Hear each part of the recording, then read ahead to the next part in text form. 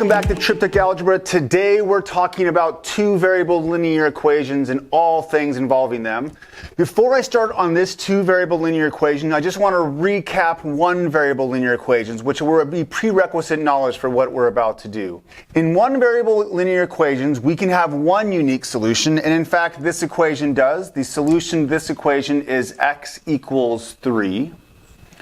We call this the solution because there's only one solution. In fact, a one-variable linear equation can only have one unique solution, or no solutions, or infinite solutions.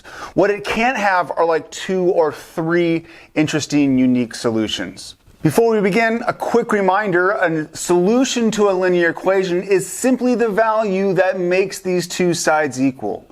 X equals 3 is a solution because when I plug it into this equation, these two sides will equal out. With a two-variable equation, we're again looking for values for the variables so the equation is true. I'll show you one solution and then we'll talk about how we organize the solutions. A solution to this equation right now would be x equals 3 and y equals 2.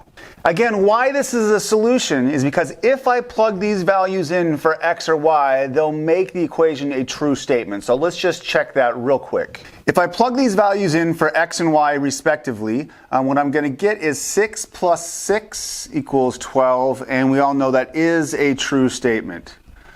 So again, solutions to a two-variable equation are the same as one-variable equation. The only difference is I have values for x and y.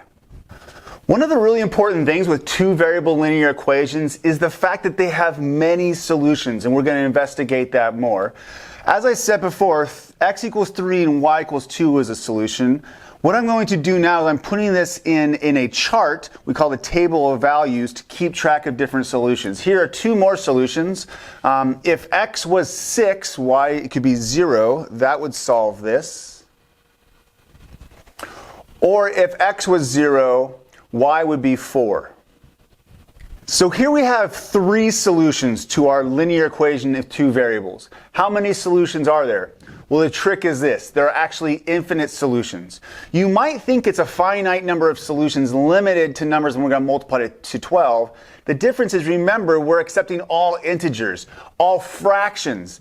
There are millions and millions of different answers, infinite number of solutions. We can keep them as a table of values, but we have a really cool way of displaying these solutions. And I want to show you that in a second. Before I do that, I want to show you one other fast way of listing solutions. It's what we call ordered pairs. This way of writing solutions are called ordered pairs because there are two numbers and they're always in alphabetical order. In this case, the first number you see, you know, value is the x value, and the second number is the y value, all the way down. Whenever you see a solution like this, you can always assume the first value is x and the second value is the y value. So we have this issue of showing the solutions for two-variable equations. There's an infinite number of solutions. Yes, we could list them as table of values or ordered pairs, but there's just too much to list. Is there an easier way? Introducing the rectangular coordinate system. This is a brilliant way of visualizing the solutions to equations. In this case, we have a two-variable equation. We have two axes here, one for the x values and one for the y values. The beautiful thing about this system is that we can place one dot in the plane created by these two axes to represent one solution. If I would like to represent the solution x equals 3 and y equals 2, what I would do is I would put a dot right here. That one point represents both x equals 3 and y equals 2 because from this dot you can project down to the x-axis at 3 and the y-axis at 2.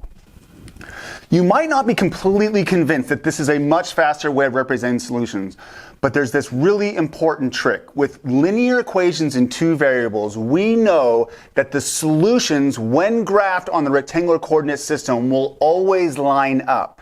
So if we place a line connecting these three solutions, we now have a graph that represents all the possible solutions to this equation. And again, if we know that all the solutions when graphed here all line up and we draw the line, then we've represented an infinite number of solutions. Every point on this line, if we picked the x and y value for any point on this line, they would satisfy this original equation. This point right here, this would be an x value of -3 and a y value of 6, which is a solution for the equation. So -3 for x, 6 for y. Verifying does this equal 12, and -6 plus 18 is 12. And that verifies that x equals -3 and y equals 6 is a solution to this equation. We have two variable linear equations. Solutions are a value for x and y that solve or satisfy that equation. We could represent the infinite solutions we have as a table of values. And in fact, we can only show a finite number of those, or as ordered pairs. Or we can use the rectangular coordinate system to visually represent those solutions using dots, single dots to represent values for x and for y. If we then draw the line connecting those solutions, we know that any point on that line is also a solution to this equation. Therefore, the graph of a linear equation in two variables represents the infinite solutions to the equation.